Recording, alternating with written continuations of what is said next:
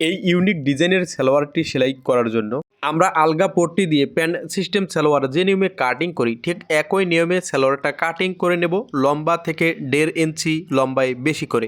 এরপর যে কোনো একটি সাইড থেকে 2 ইঞ্চি উপরে একটি দাগ দিয়ে নেব। এরপর অপর সাইডে আবারও 7 থেকে 8 ইঞ্চিতে একটি দাগ দিয়ে নিতে হবে। একই নিয়মে আমাদেরকে ইঞ্চি রেপটা বসিয়ে একটি দাগ দিয়ে নিতে হবে। তো আমরা 8 ইঞ্চিতে এই দাগটা দিয়ে নিচ্ছি।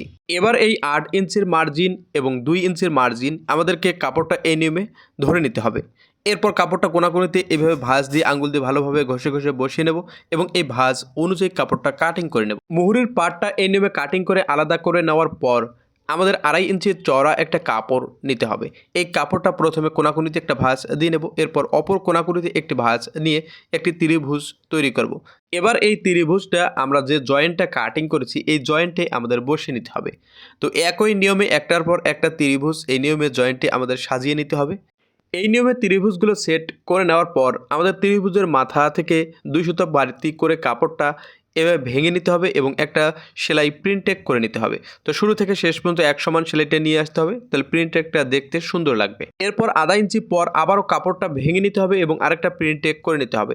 এই নিয়মে আমাদেরকে মোট 3টা প্রিন্টেক করে নিতে হবে। তো আমরা নিচে 3টা প্রিন্টেক করে নিয়েছি। এবার আমাদের জয়েন্টটা দিয়ে নিতে হবে। জয়েন্ট দেওয়ার জন্য বডির পার্টের সোজার দিকটা উপরের দিকে রাখবো, ডিজাইনের পার্টের নিচের দিকটা উপরের দিকে রেখে আমাদের এই নিয়মে এক সমান করে একটি সেলাই দিয়ে নিতে হবে। এই নিয়মে সেলাইটা দিয়ে নেওয়ার পর আমাদের জয়েন্টে একটি টপ সিন দিয়ে নিতে হবে। তো শুরু থেকে শেষ পর্যন্ত এক সমান টপ সিনটা দিয়ে নেব। এরপর আধা ইঞ্চি পরিমাণ কাপড়টা ভেঙে একটা প্রিন্টেক করে নেব। তো আবারও আমাদের শুরু থেকে শেষ পর্যন্ত এক সমান প্রিন্টেকটা করতে হবে, কোথাও কম কোথাও বেশি সেলাই ধরা যাবে না।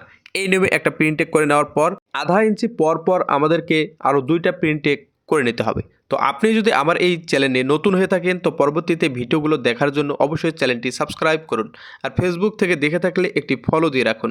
আমরা যেহেতু আলগা পট্টি দিয়ে এই সালোয়ারটা কাটিং করেছিলাম, তো আলগা পট্টিটা আমাদের এই নিয়মে লাগিয়ে নিতে হবে এবং খোলা সাইডে একটি সেলাই দিয়ে আলগা পট্টিটা আটক করে নিতে হবে। এই নিয়মে সুন্দর করে মুহুরির ডিজাইনটি সেলাই করে নেওয়ার পর মুহুরির পার্টটা মাঝখানে ভেঙে নিতে হবে এবং মুহুরির মাপ ধরে সেলাই দিয়ে নিতে হবে। পরবর্তী ভিডিওগুলো দেখার জন্য ভিডিওটি শেয়ার করে দিন। ধন্যবাদ।